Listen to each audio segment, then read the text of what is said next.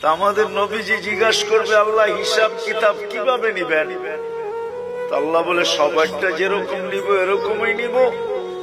আমাদের নবীজি বলবে, যদি সবার সামনে আমার উম্মতের হিসাব কিতাব নেন, তাইলে তো আমি তো লজ্জিত হয়ে যাব, কেননা আমার উম্মত তো দুনিয়াতে গুনাহ করছে, আমি তো লজ্জায় পড়ে যাব।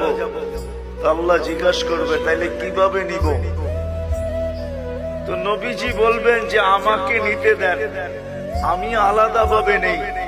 আল্লাহ প্রশ্ন করবে, আপনাকে যদি নিতে দেই, তো আপনিও তো আপনার উম্মতের গুনাহগুলা দেখবেন, তখনও তো আপনার চেহারাটা লজ্জায় ছোট হয়ে যাবে যে তোমরা আমার উম্মত হয়ে এই গুনাহ করলা, তো করলা কি করে, ঠিক না?